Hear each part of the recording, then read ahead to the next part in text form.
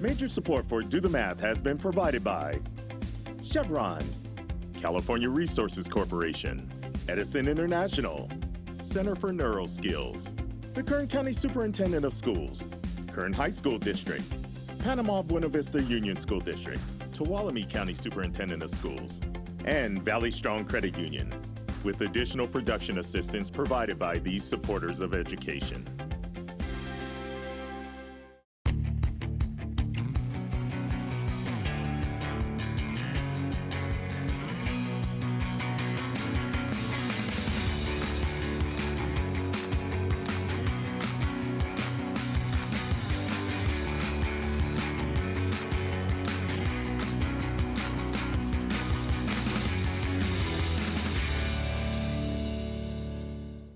Well, good afternoon and welcome to Do the Math. I'm Michael. I'm Cindy. For math homework help, call in Bakersfield 636-4357. Everywhere else, 1-866-636-6284. You can email us at dothemath@kern.org. We're online at dothemathonline.net and on social media. All right. Well, nicely done, Cindy. Thanks for taking care of that for me. Now, we have a student coming in and they're going to be doing some math problems with us today. But for the moment, you're doing math stuff with me right now. Okay. So we're just going to chat a little bit because you are an instructor at Warren Junior High. Yes. And are you 7th grade, 8th grade, both?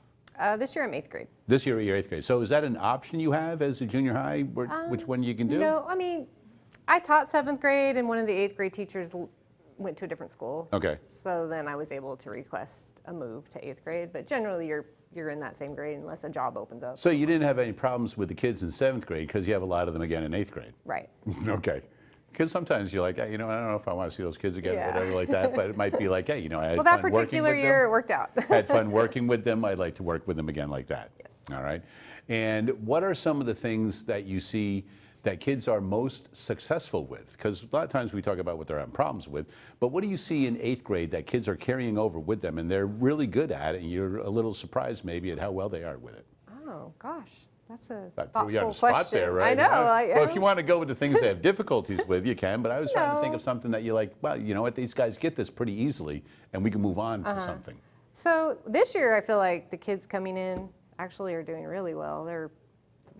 I'm kind of shocked at how well they're doing. That's what I want. Yeah, they're doing great. This year they really seem, I think that whole COVID thing's kind of finally starting to, calm down a little bit. Okay. And the kids they have their background skills, and so they're really good with their integers and the order of operations and some of those background skills. And they're also just more responsible, getting to class on time. I barely had to loan any pencils at all this year, which last year it was like every single day. Well, yeah, because junior high, those are the kinds of things. Because yesterday we had Liam, a 7th grade student. He was talking about how he's finally, after 2 months or a month or whatever, finally getting down the routine of where to go, how long it takes, things like that. Yeah.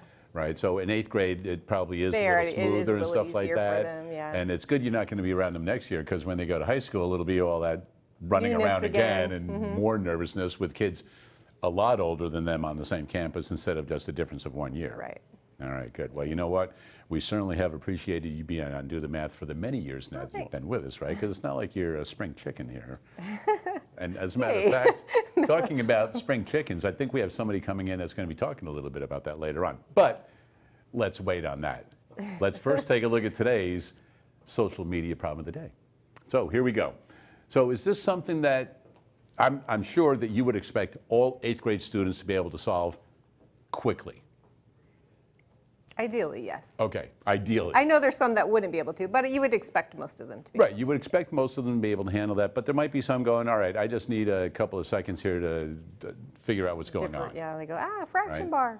That's what. Right, because for some reason that fraction bar just flips kids out, right? If you said x divided by, you wrote it out, x divided by 6 is equal to 8, some kids are going to go, oh, I can just do that backwards and I know it's 48, right? But for some reason that bar throws kids off. And then if you put a question mark instead of an X, sometimes that does, or you put a little box up there. There's just these different things. Because there are kids as little as kindergarten and 1st grade that are starting to do things like this where you have an unknown, but it's a box. Yeah, it's not a variable. Like what goes in the box or in the circle, right? It's the same thing. So let's take a look at the answers. So we obviously know that the answer is A48. Yes. All right. Let's take a look at some of the other ones and see if you and I can figure out why they might have some of these other ones up there. So 2500s, do you have any idea why that one might be up there? Oh. 2500s. Why would they have gotten 2500s? That one's throwing me off for a second. Yeah, Now, because I'm C, thinking maybe if it was 7500s, I could see why. If they divided 6 by 8. Yeah, you got instead of 8 by 3/4, 6, or, right. you know, if they divided. Well, if you've got If they 3/4, divided 8 by 6, that's above 1. right, of 8 is 6, so you've got a fourth left over. Yeah. I guess. Not sure why that's The there. 2 Maybe that's is just the simply- distractor. Simply taking the difference between 6 and 8, Right. and then 36, who knows what's Is going maybe on. accounting for somebody just multiplying wrong? All right, so we're going to say A is the correct answer. Yes. All right, so let's take a look and see if indeed A is correct. There we go. Nicely done. I don't know why the point Ooh, we got 25 that would one be there. right. All right. 636-4357 is the phone number. We do have phone tutors available most Tuesdays and Wednesdays throughout the regular school year. Time now for today's Math in the News.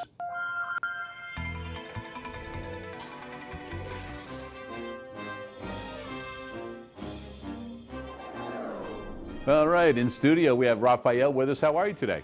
I'm doing good, Mike. How are you? I'm well. Nice to see you again. So you were visiting with us last season.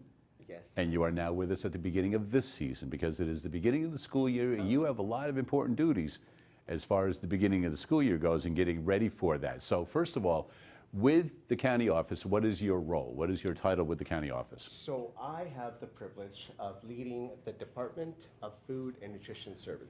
All right. I know we're going to be making some food and stuff later on. So you're in charge of food and nutrition, but you're in charge of it for the county. Exactly. So you're yes. dealing with big numbers. Instead of just a school that you're dealing with or a classroom like that, or even a district, you're dealing with a county. So talk to us a little bit about that and how it's different. Yeah, so it's very different, and I've been at 3 other LEAs, and this is by far the most unique LEA that I've been because it is a county office of education. Okay. And our food and nutrition services work at the kitchen is very similar to that of a school district. However, we're traveling to all 4 corners of the county. And so That's a lot of area. Definitely a lot of area, and there's got to be, a lot of logistics that go into, really thought out because we want to make sure that we deliver hot, fresh, quality food to all of our partners around the county. And I'm glad you brought that up because this isn't like you just whipping out some Uncrustables and throwing them out at kids like that. Oh, we are right? not. You are an artist with food, Yes. right? You are providing food you're making that day. Yes. Fresh ingredients, right? It's not, Raw you're not like ingredients. whipping, like you got the frozen patties and doing stuff like that. This is all like, I want to come eat lunch with you guys, right? You should definitely come eat. And Dr. Mendaburu was talking yesterday about some of the districts that get extra assistance from the county office, which is where you come in also. Because Yes. a lot of kids go, well, we get the food at school and we know what it is and they're making it, we see them doing it, but you're providing service for these other places that need it. Yeah, so what the County Office of Education does is we're a resource to our districts, right? Our 46 districts in Kern County, myself included. And so I happen to partner with several districts here within Kern County, and then altogether 14 partners that are external districts, LEAs, organizations, community organizations that we provide meal services for because of their unique need and perhaps sometimes not enough labor or staffing to cover that portion of the work that they do. They contract with us, and so we provide fresh meal services for lunch, breakfast, and sometimes even snack for some of these partners. And so 14 across Kern County. We have 1 in LA County, actually, too. Okay, So. now it is called Do the Math, so there's a lot of math involved. Oh, my because I goodness. know that looking at some of the things that you put together here for us, you can talk a little bit about that. But when you buy something, a pound of something, it doesn't always equate to a pound of food being provided for the students. So tell us a little bit about that and kind of what we're looking at on the board here. So one of the things that I don't think anyone realizes is there is a lot of math in food and nutrition services. So we call it culinary math, Okay. right? And so as you were pointing out here, this is one of the pages of our food buying guide yield table. And we have yield tables for all of the components of the what comprises a lunch or breakfast. And so what you're seeing here is the yield table for the vegetable component of the meal pattern. We have 5 meal components.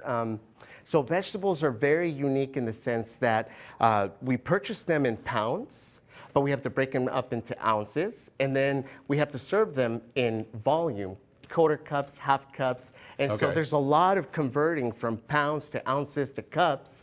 And then not only that, you throw a little curveball in there because we buy them in as purchased, AP, but we have to identify what the edible portion is. So after you trim the core of the lettuce, or after you take the ends of the and then you take another step further, and you have to figure out, but when you actually serve it, will a pound of spinach actually yield 2 cups cooked spinach, if that's the method that you're going to use on that spinach? And you're doing this on a very large scale. Yes. This is every school day for hundreds of kids throughout the county. So it's got to be made and then delivered. Exactly. And then there's holding time too, right? And so we talk about standardization of recipes in school nutrition or any program that's governed and regulated by USDA and then enforced by CDE or California Department of Social Services. There's 2 programs. The Child and Adult Care Food Program and the School Nutrition Program. You have to credit food as it is served to the students. And so the food sometimes, the vegetables especially, we have to make the recipe standard, right? But we have to account for, if it's going to hold for an hour, are we really going to have 4 gallons after an hour of that product? Or are we going to have maybe 0.8 of a gallon? And so we have to say, okay, so if we're serving 700 students, we may want to do our recipe or our planned count for 750. Where we're taking into consideration any potential extra kids that day, and also for the loss of volume in the food. Right, especially there's going to be a little bit of loss, probably, right? Yes, when you're cooking. That hold time. Yep. So there is definitely a lot of math, as you can see there. There's a lot of converting fractions you were talking about earlier into decimals, and then multiplying, or do I multiply or divide because I'm going from one to the other? See, and this is stuff you do all day, every day. Oh, with lots of recipes, yes. And there are students that are in 4th grade, 5th grade, learning how to deal with fractions, decimals, or percents. And we often talk to the students about that. When they come in, they go, oh yeah, I'm kind of getting the hang of it. Well, guess what you're going to do next year in school? Fractions, decimals, and percents. You're going to do it for the rest of your life. Exactly. Yep, and then you throw the metric system in there because we have to work with grams. So you have to know the 28 grams in 1 ounce, and then depending on what kind of bread that you're using, it's either 24 grams to be an ounce equivalent or 22 grams to be an ounce equivalent. When we're talking about the grain component. Yeah, well, if you were in Europe or someplace else, you'd only have to know half of that stuff, but you need to know both of those units, right? Customary and metric. Yes, exactly. All right, well, you know what, I can tell you take a lot of pleasure in what you do. I love what I do, And you know what, I'm going to take you up on the coming out for a meal sometime. You're all welcome. So I know that Dr. John has been out there, Steve Sanders has been out there, I know John has been out there, and you know what? We're going to get the old man out there. I'm going to come out and I'm going to check out some food. You are always welcome, Mike. All right. Now, I know that it's often easier to prepare all of these meals in a workspace that is conducive to what you need. Yes. And since you deal with a lot of students every single day, I hear you got a new kitchen, right? We did. Yeah, you know what? Hey, check this out. Stay with me right here because we're going to check it out right now. We'll be back with more right after this. This facility has been a dream, a vision, and a goal that through the work of the wonderful people that are part of this department, it has been achieved. And a great big thank you to our senior cabinet and leaders in the office that have supported this vision, dream, and goal. And so this facility means a lot to us as a Kern County Office of Education, superintendent of the schools, and advocates for all children in Kern. We want to be a model in the food and nutrition services world. And so this facility is going to allow us to do that. Ooh, beautiful cinnamon roll. It's a phenomenal facility. Comparing what they had prior to this, it was amazing to see that everything that you saw in there today was being done in the original facility, which was a third of this size, or even probably smaller than that. And just amazing, not only the work that they're doing, but what they're producing and they're creating and cooking for the students and youth of Kern County. Fresh vegetables, and they get to taste the fresh vegetables, the kids. So yeah, I've been here almost 18 years, and we worked in this little kitchen. I call it like the sardine, because we were packed in there like sardines. And this kitchen has been brought up even before I got here.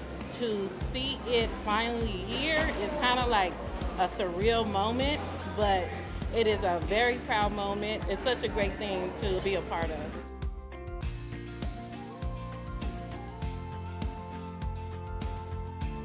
The best part about today is just truly seeing all the hard work and the realization that this kitchen is bringing for all of our students. This is a huge investment in our kids. Healthy meals equal healthy students equal great academics for them.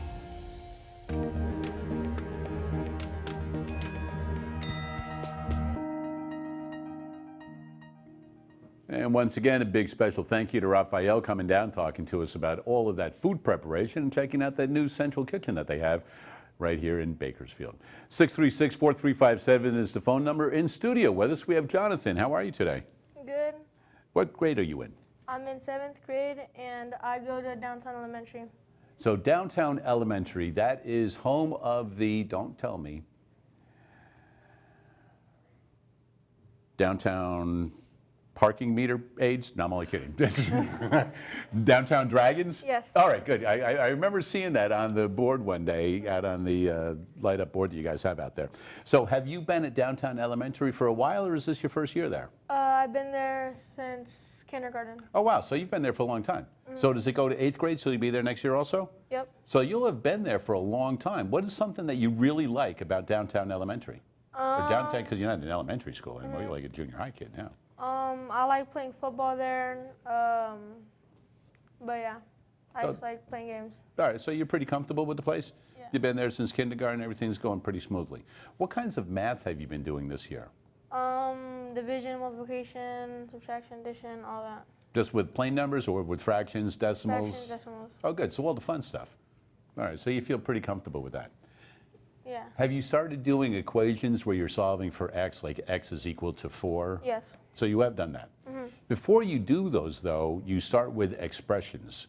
Do you remember doing any of those where it's kind of like order of operations? Kind of. Kind of. Well, good. I'm glad that you kind of remember that, because that's what you and Cindy are going to work on right now, all right? Okay. So head on over to the board. So head on over to the board and you just grab one of those markers, Jonathan. Okay. And Cindy and you are going to come up with a kind of a short expression to do the first one. All right? So how about you give us the first number? What number would you like to start with? 4. All right, so Cindy, go ahead and write 4, because we'll start on the left side. And then Cindy, there's 4 operations. You can add, subtract, multiply, divide. You two take it away and then simplify and evaluate that expression. We're going to make an order of operations problem. So I'm going to just add in some stuff, okay?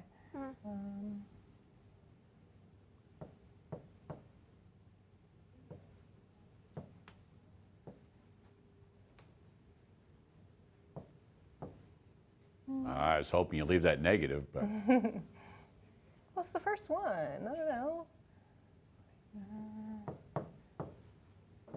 Okay. So, order of operations. What do you remember I remember. that you're supposed to do? I remember there's a parentheses, so that Okay. means we have to start doing division in that thing.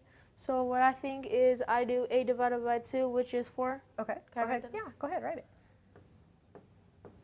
So, And- grouping symbols first, all right? And then I do plus 6 equals 10. So let's put it right here.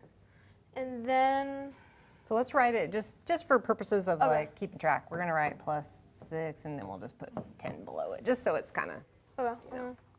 going to be in order. Okay. So you solved in your parentheses. Do you remember what this means when the 4 is next to it? Yes, that means times. So Okay. So go ahead and just put the 4 in front of that 10 and put a So- multiplication symbol between them. equals 40.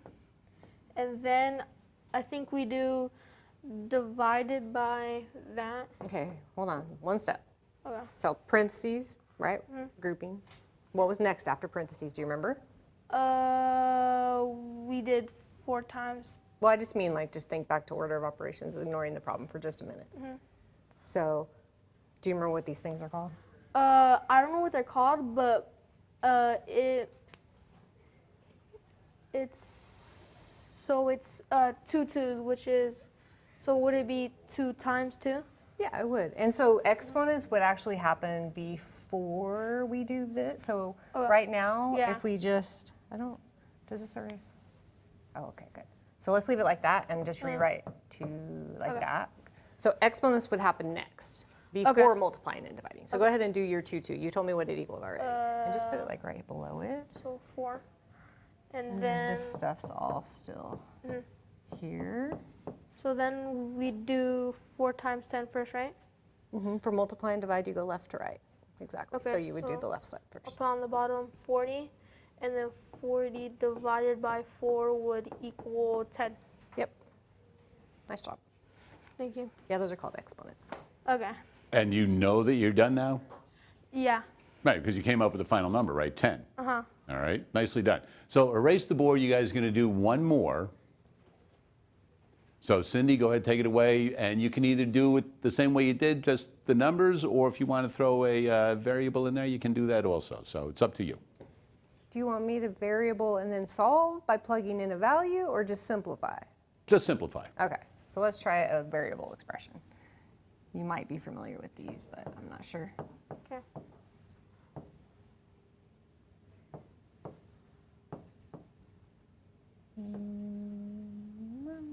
Whoa. I can't only erase that part. Okay, hold on. I know how. There. Okay, back to the pen. I do that all the time. I make the whole thing move. Okay, and then I'm gonna go, let's do this. Okay.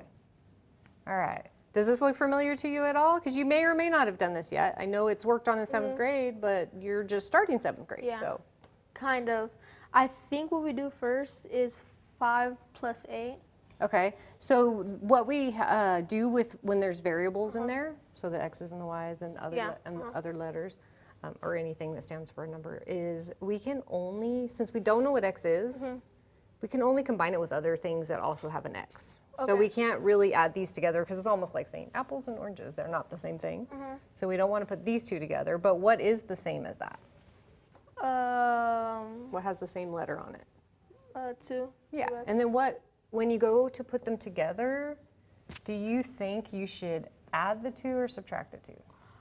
I want to say add the 2 because of the plus sign right there. Oh. Okay, so whenever you're looking at it, this is really what we would do when we do something with the 8. So this is with the 8, and then this is with the 2, and then this is with the 10. Okay. So when we look at the 2x, sometimes if you just circle that sign that's right in front of it, it helps you remember what math you're going to do with it. So if you put those together, what are you going to get? 3. Okay, so 3x. What would I put? I'll put it right here. Yeah, that's fine. All right, so we're done with those, right? Yeah. And then we look at, now we have 8y. So we have, it says plus 8y, so that means it kind of is like positive 8y, because it's just, there's no negative sign, right? Yeah. But when we go to this one, it says minus. We treat that like a negative. Have you worked with your negatives yet at all? Kind of. A little bit, maybe? Yeah. a little So if you have positive 8 and then you have negative 10, You would do almost like subtraction, so it'd be 8 minus 10, okay. and then that'd be 2. So then that's what I think, and Okay. then 3 times 2, and then that'd be the So this is 3x, right? Oh wait, 3x. My And bad. then, yeah, it looks like a multiplication, huh? And then you're gonna have 2 for your y. Do you think that your 2 would be positive or negative based on what these numbers are? So like if you have $8 and you need to pay 10, Also, it'd be negative 2. right, so what you do is you put it right here like that. Okay. Now, these can't be put together because they're totally different things. It's like apples and oranges. So that would be your simplified. You can't solve it completely unless you know a number to plug in for the value of x or the value of y, but you can simplify it down. There you go, nicely done. So you worked your way through that, right? You just kind of used some common sense, even though you haven't worked with that a lot. Yeah. And guess what? When you start doing those in class, guess who's going to know how to do it a little bit? Me. You will, right? All right, some great work right there, Jonathan. For your great work, you've got yourself a pass to the Kern County Fair. So Nice. congratulations on that. Just started today, and we'll be going on for almost 2 weeks. So hopefully you have a little bit of fun out there at the fair. We'll be back with more right after this.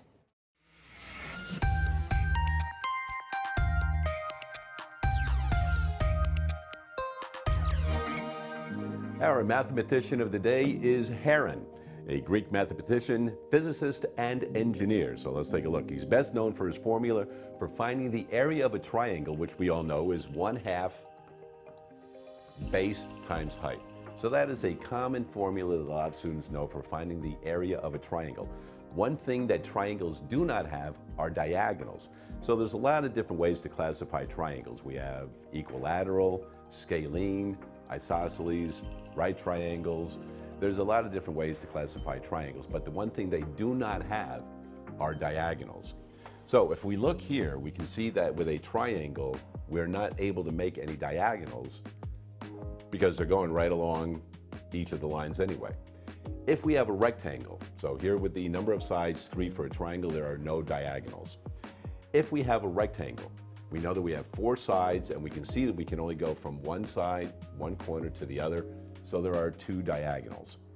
So with 5 sides, we can see that there will be 5 diagonals. So if we just start at one vertex, and we see that there's 1, 2, start at another vertex, 3, 4, this vertex has 1. All of the other vertices have now been used. We know that there are 5 diagonals. So if we want to see how many there are for 6, we can just start at any vertex you want. So we can't go here, this is along the same line. So we can go 1, 2, 3, this one is already there. So that vertice has 3 that have already been used. Next vertice, we can go 1, 2, 3. So we have another one. This vertice has already been used here. It can't go there, it can go here, and it can go across. Coming out of here, we see that we've got the 3. There's 3 coming out of here. Each one of these is going to keep going, and we can see that with this one, we're going to have 9 diagonals. So this one, we're increasing by 1 the number of sides. But on the other side, the number of diagonals we have keeps increasing by adding 1 more. So we added 2, we add 3, we add 4. Here, we know we're going to add 5. So if there are 7 sides, we simply add 5 to this. We know there will be 14 diagonals. But if you have a really large figure, you cannot draw all of the diagonals. It'll become too confusing. So how do we determine the number of diagonals? What she did. So we can take n, the number of sides, times the number of sides minus 3, because as we saw with each vertice, we were able to do the 3. And then we're going to divide that by 2, because once you go in one direction, you don't need to go back the other way. So therefore, you're going to divide by 2. So if we had 8, we're going to take 8 times 5, which would be 40, divided by 2 would be 20. So if we had 14 and we keep this one going, we add 6, we can see that therefore it is 20. So that is the formula for finding diagonals, and that was his contribution.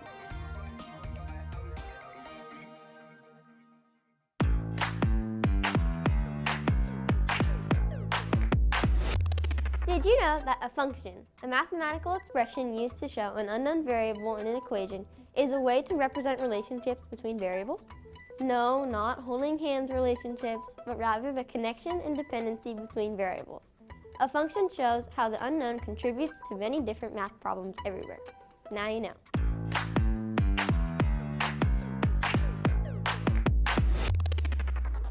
Well, now we know that. Now we know that we have a professional chef in studio with us right now. Jeanelle, how are you? I'm doing well. How are you? I'm excellent now that I see all this food in front of me right now. Especially having Rafael in here earlier talking about those massive quantities of food and freshly made meals for kids every single day. The old man's getting hungry sitting right here. So I understand that you were involved in a competition last year, and not only were you involved in it, but you nailed it, you won it. Yes, I did. So tell us a little bit about this competition. The chopped competition is put on by Blue Zone. So all of our food was vegan and everything was farm fresh. So it was absolutely amazing, and the students that we all got paired with had a huge deal to be able to come up with the menu and everything that we did that day. Okay, so we saw you with your student up Yes. there, and so what was on the menu that day for you guys? So for us that day, we found out the ingredients that day. We ended up making a quinoa salad that had a fresh guacamole. It had sauteed jackfruit, bell peppers, a purple sweet potato, and a fresh pico de gallo. And how many different kids or teams are competing in this competition? When we competed, I want to say it was 4 or 5 of us, and that had no idea who we were going against at all until that day. So it made it even more fun, and it was just a blast to be able to do. And you knew kind of what you had to make. It's not like you were making hamburgers or something like that. Oh yeah, no. We got to come up with everything that we wanted to make on our own, and we got a little bit of a time ahead of it to kind of discuss before the competition started with our student to figure out what we were going to make. And these are students with the Kern High School District? Yes. And how are they selected, or how do they become part of this program? My student was part of I want to say it was the Rock program for Stockdale High School. So she's actually writing her own cookbook, and she has wanting to move forward with culinary arts, which was amazing. So I actually got to learn a lot from her while I was working with her that day. Oh, good. So she's writing a cookbook and is going to be Yes. coming up with all these recipes. Well, she could probably bring some samples in for us, and we could try them out here and do the math sometime. Oh, We'll absolutely. check that out. So you were in the competition last year, Yes. and you know, based on the criteria, kind of what it takes to win. Yes. Because now you're on the opposite side this year. So tell us a little bit about that role. So now this role this year, I get to be a judge, which is going to be a lot more fun to be able to experience everyone's food. Because last year I just got to taste ours. Now I Right. get to taste everybody's, which is even more fun because I love food. So this year what we're going to be kind of looking for more so is I love color. I love anything that has a great texture and anything that has an amazing flavor. Okay.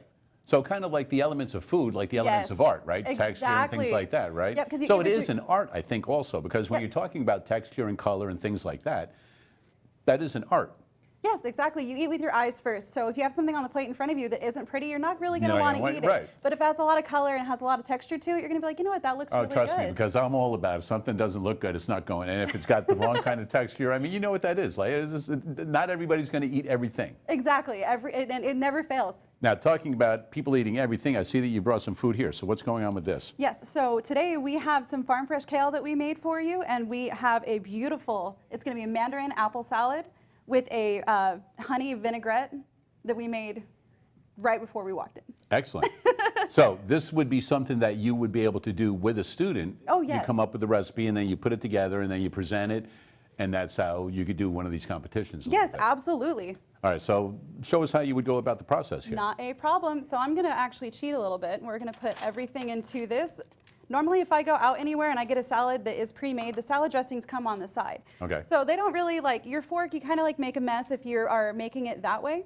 So what I like to do is I put everything inside of the box, and then when you pick it up, you end up shaking it. And it mixes everything in just right, so all of your dressing gets incorporated perfectly. And you pre-measured kind of these things to know the Yes. amount that you needed, right? Based on, so is it based on how many people you're serving, or is it based on like the biggest ingredient and then you want to make everything proportionate to that? Does that make sense? Oh, no, definitely. So especially when it comes to a salad, I mean, it also depends on, like you said, how many people we're serving. For just myself and for you, I don't need like a whole head of kale. I'm just going to use just a little bit. Okay. Because this is going to be a huge salad on its own. Now I get to make noise. I'm sorry.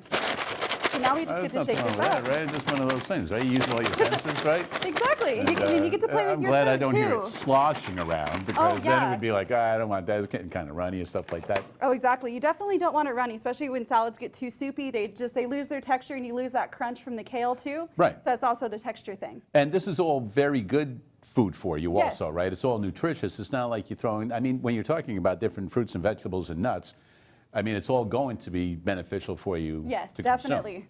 Absolutely. So you made that.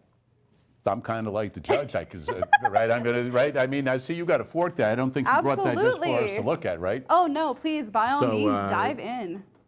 You're gonna sample some yourself here? Of course. I'm another fork gonna right there. let you have your first bite, and then I'm gonna jump All behind right, so I'm you. going to try and get a couple of different things in there. The oranges are absolutely my favorite, and the apples were You know, we're going to get a get a little little bit of everything everything. right there. Perfect. That's exactly how it should be. That dressing, you can really taste that, and that orange. Mm-hmm. I mean, that comes through pretty strong right there.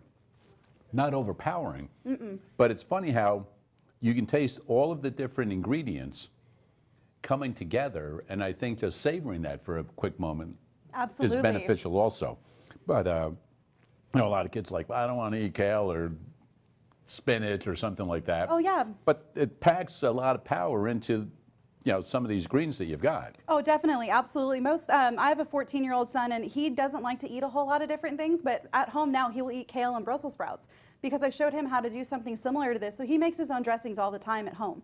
And he likes to get in there and play. He says it makes him feel like a mad scientist. So he loves to be in there, and he likes to play with things, and he gets to play with his quantities and stuff as well. So when he makes it for his friends, I make him do the recipe and change the recipe so he gets to do the math to be able to convert the recipe Well, I as was going well. to say, because the food is one thing, but then when you have the dressing, that's the big thing where you have to look Yes. at measurements and ratios and things like that. Exactly. So once again, just quickly, kind of what was in the dressing So again? our dressing is going to be, it is honey, it is orange juice, and it is a little bit of olive oil and also soy sauce. But it's not all equal. No, it's definitely not all equal. So the majority of it, because we wanted it to be a little bit sweeter since the orange is going to be a little bit more acidic, and then also with the soy sauce being heavily salted, the main ingredient is honey. Everything else was in there to make it a little bit more runny and to bring a little bit more flavor, but you still have the sweetness, but it balances out perfectly because of the salt, because of the sugar, because of the citrus, everything balanced perfectly. And it does balance out perfectly because as it is settling right now, I can tell you right now that is quite good, and I am going to grab another bite. But Jeanelle, thank you very much for coming in. Thank you. Sharing that with us. And so once again, you won last year. I did. So that was pretty awesome. And when is that event coming up again? So this event is coming up on Friday the 19th. Okay. So you're going to be judging that day. You're Yes. going to be out at the Kern County Fairgrounds, right? Yes, I will. So everybody that's watching can go check you out. Yep, absolutely. And if I'm out there, can I just kind of like sneak in and be like, I'm one of the judges here. I'm with Jeanelle. I will definitely do my best to save as many bites for you as possible. All right. Jeanelle, thank you very much for coming out. Look for Jeanelle and some of the Kern High School District students out there at the fair on Friday. We'll be back with more right after this.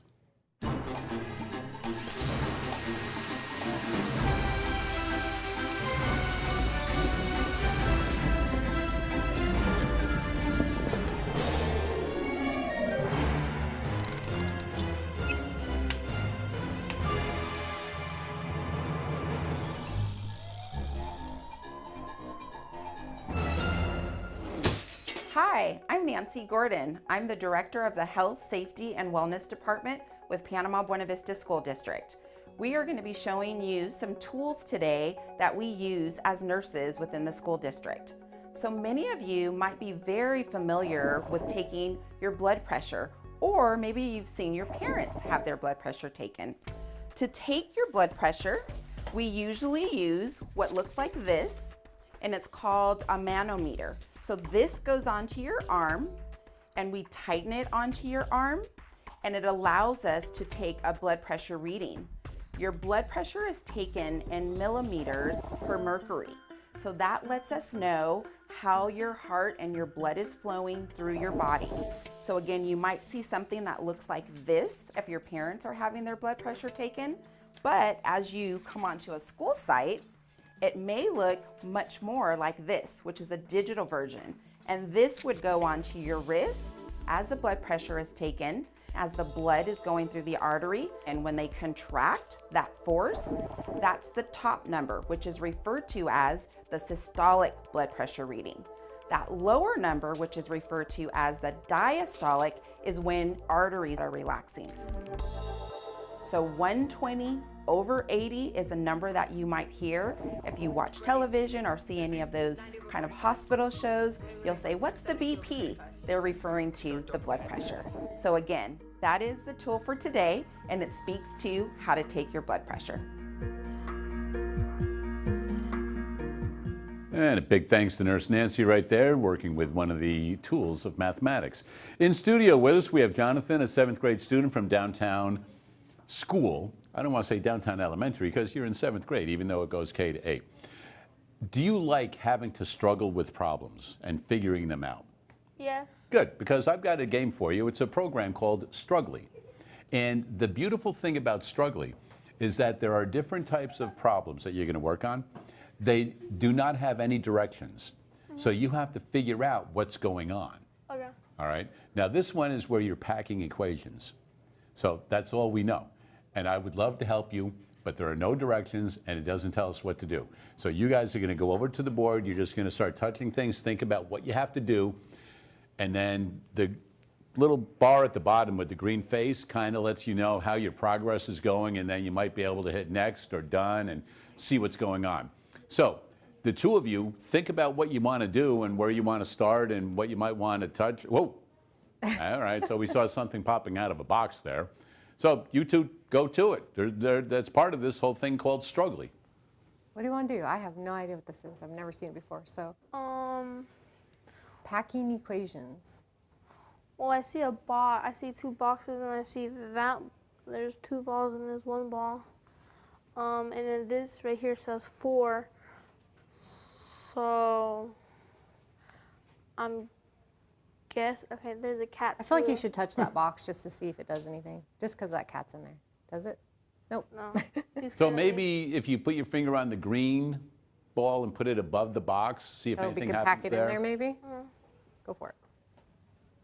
Because we're packing equations? Okay. Okay, so that has 1. Oh, so I'm kind of confused. I don't know. Try that one, see what happens. The cat's still there, I don't know. Okay, 2. And that says Now 2 down now at the also. bottom, the green bar is all the way over and it says verify. Oh. So before you do that, think about what you did, because at the bottom it says 4.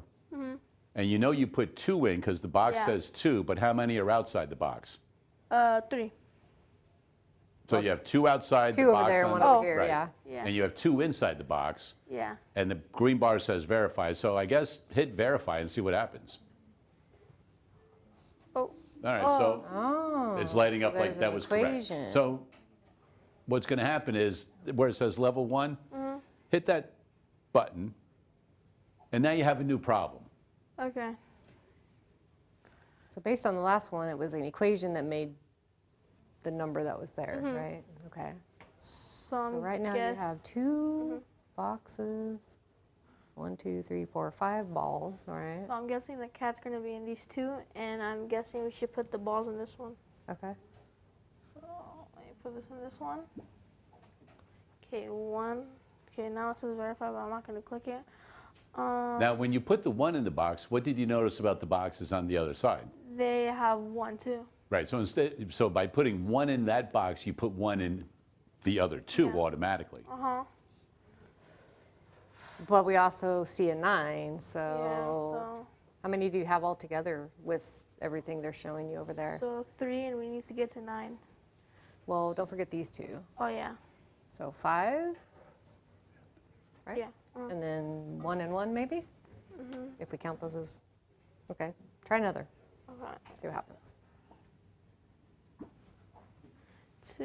Okay, so that's 2, 4, 6. I'm guessing we put another one.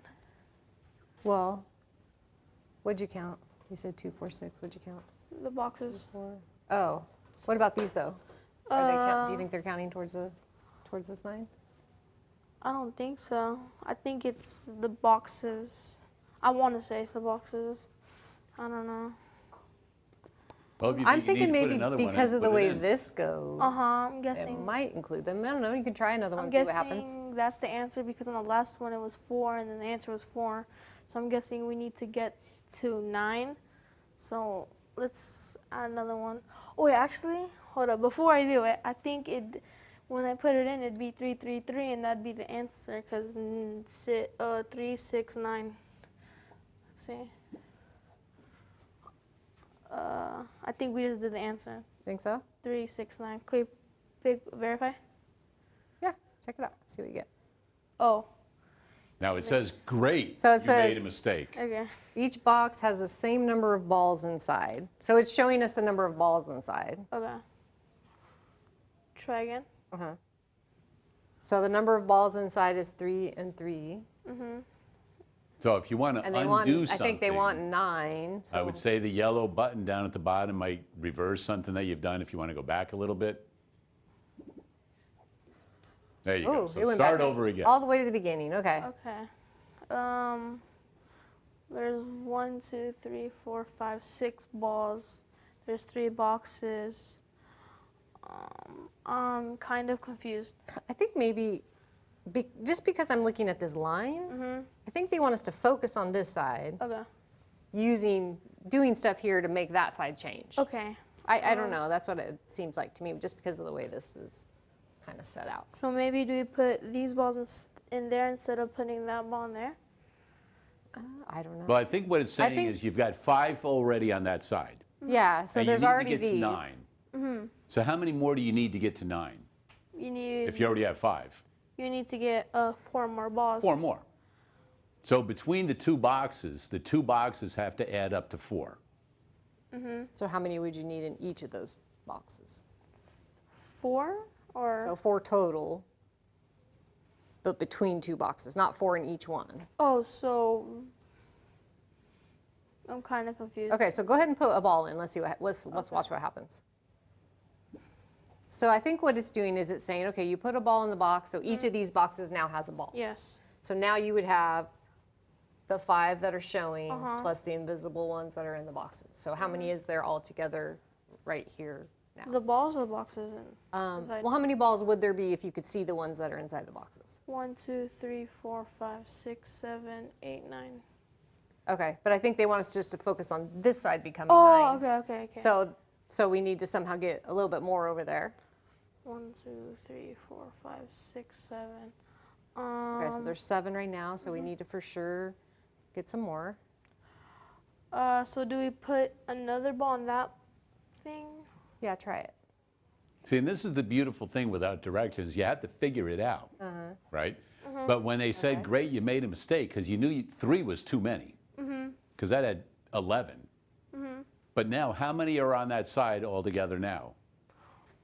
Oh, now I get it. Okay. 1, 2, 4, 6, 8, 9. Okay, so I Now check think verify.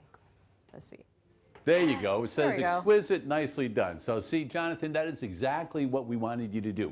Every single Okay. student that comes in here has to struggle with the math problem because they're not Okay. sure what to do, yeah. right? And your brain physically, trust me on this, physically grew while you were struggling with that right there. You feel a little smarter? Kind of. There you go. Well, you know what? That's all we want right now, a little kinder, right? But remember when you were going, oh, yeah, now I see it and stuff like that? That's what the purpose of the game is for. So nicely done. We'll be back with more right after this.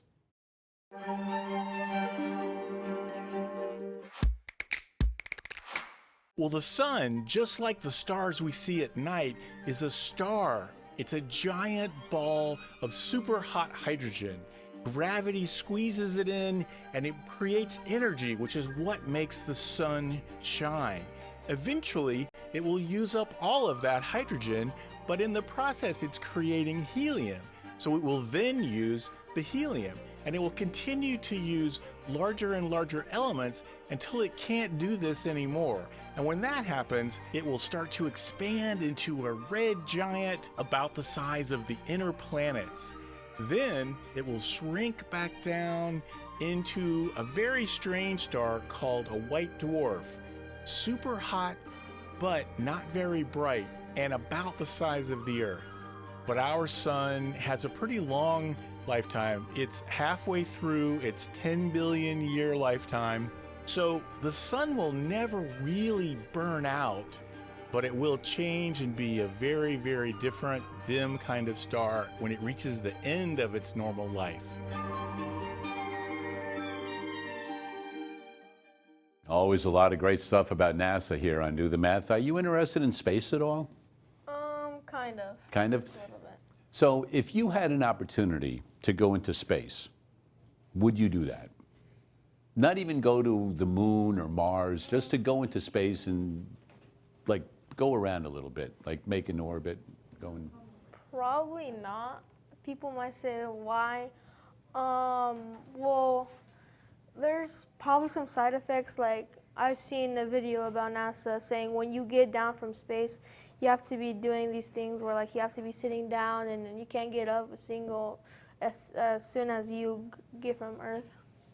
Well, that's much like when people go scuba diving also, right? They have to come up at a certain rate, right? So that they're not doing any damage, right? So it's kind of like that, right? Getting your body acclimated again to what was going on, all right? So you feel pretty good about the order of operations? Yeah, Okay, so over on the board, we have a lot of 5s. a lot. And the 5s add up to 3, 5, 6. They add up to different things, okay? You can do any one of those you want. I don't care which one you do. So you and Cindy are going to work on whatever one you want to start with, all right? And you're going to put in add, subtract, multiply, divide, parentheses. You're going to write them on there, okay? So maybe use a blue or a red color so it's not the same as the things that are up there. You want to try one? Sure. Head on over to the board. All right, both of you go to this, and you guys are going to work together and see if you can solve one of those problems. So I guess pick one that you want to try and see how it goes, and it might lead you to another one. So we're thinking order of operations, and we are putting in the operations, basically, to try and make it equal the value that's on, as the answer. So we have 4 5s, no matter which one we pick, so maybe we just try some operations and get lucky that it equals one of the ones we're on. Okay. What do you think? What do you want to try? Let's do this one. Okay. We could possibly do. Let's see, 5 times 5. That would equal 25. And then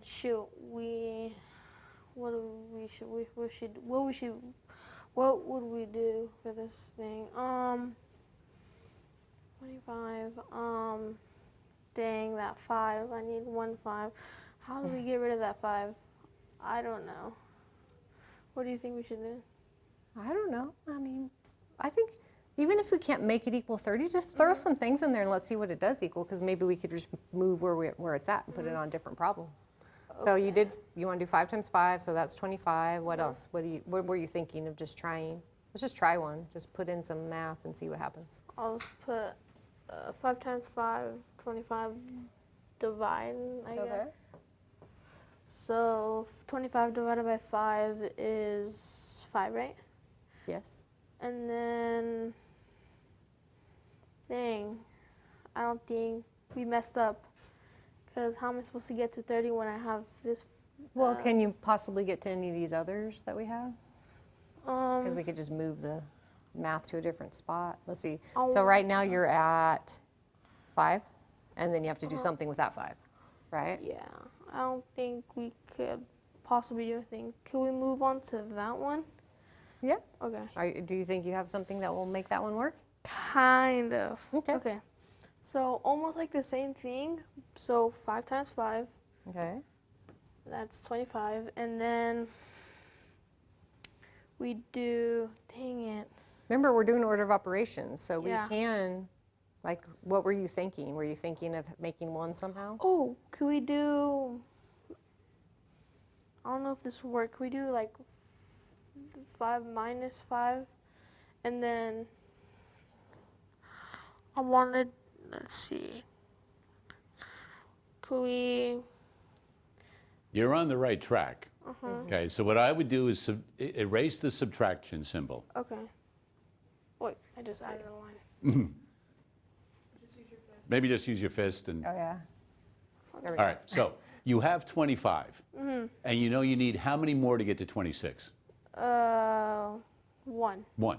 You have 2 5s. Is there any way to use 2 5s to make 1? 5 divided by 5 would equal 1. Well, put 5 divided by 5. Write that in there. And But what do you have to put in between the 2 middle What ones? should go right here? Addition, right? So Are you asking me or are you telling me? asking? Okay. And then because it's order of operations, Now you need to look at where you might need Right. parentheses. Maybe. So, in order of operations, if we have parentheses, we start there. Then we would do exponents. Then we would multiply or divide. And then we would add or subtract. Okay. So based on your problem, do we need to add anything, or is it good the way it is? That's the question. I think it's the good way it is, I think. Okay? Yeah, that looks good the way it is. Because you would right? multiply and divide before you add. Yeah. Okay. Good. So go back to the one that you were working on 30. I think you're on track with that. So get rid of your division. Go ahead. Just, yeah, there you go. There you got it. So what did you start with already? What do you have? 5 times 5. It's 25. Yes. And you need how many more? 5. 5. But you have 2 5s. Do you know what square roots are? No. Okay, you know what an exponent does, right? If I have 5 squared, what does that mean? It means 5 times 5, right? Yeah. And what is that? 25. 25. Yeah. So that's raising something to the second power. A square root is taking a number and figuring out what number times itself is that. So the square root of 16, what number times itself makes 16? 8 times 2. Well, it has to be the same number. Oh. So what number can multiply by itself to make 16? 8, 2. Or. Well, those are 2 different numbers. Oh, same number. I don't know. 4 and 4. Oh yeah. Right? So if I do 4 and 4, they're the same number, and they make 16. Yeah. Can you think of any number that would make 25? What number multiplied by itself? What number times itself would make 25? 5. 5. So if we take the square root of 25, it's going to be that number. Yeah. So Cindy's going to show you how to do that square root and how to solve that. Okay, so if we put 5 multiplied by 5 right here, that's going to be 25, right? Yeah. A square root looks like this, Okay. kind of like a division with a little check mark. Yeah. So we want to add on 5 to our 25, so it would be like this. Okay. Because what that would mean is inside here I'd get 25, but then when I square root it, I say, well, that equals 5 because 5 times 5 is 25. And then I would do that and I would add them together. So I would get 25 plus 5 equals 30. And there's other ways to get that also. You could have done 5 plus and then divided the middle ones to get 1, get 5 plus 1 is 6 times 5 is 30. But there's lots of ways to do those. So go ahead, put the markers down. Come on over here, young man. So you are now an ambassador for Do the Math. You know what that means? Yeah. What does that mean?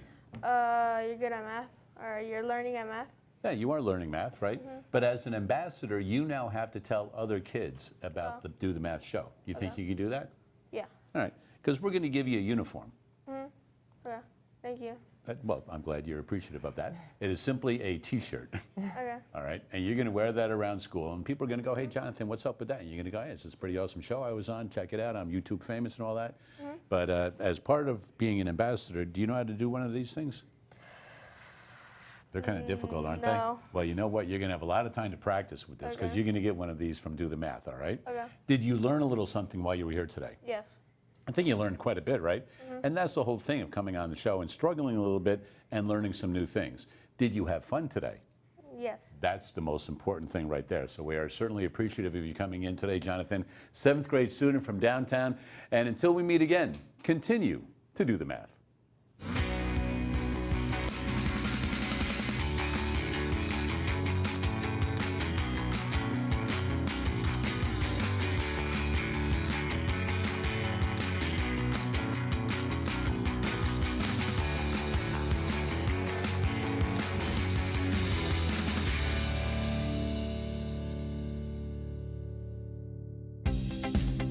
Major support for Do the Math has been provided by Chevron, California Resources Corporation, Edison International, Center for Neural Skills, the Kern County Superintendent of Schools, Kern High School District, Panama Buena Vista Union School District, Tuolumne County Superintendent of Schools, and Valley Strong Credit Union, with additional production assistance provided by these supporters of education.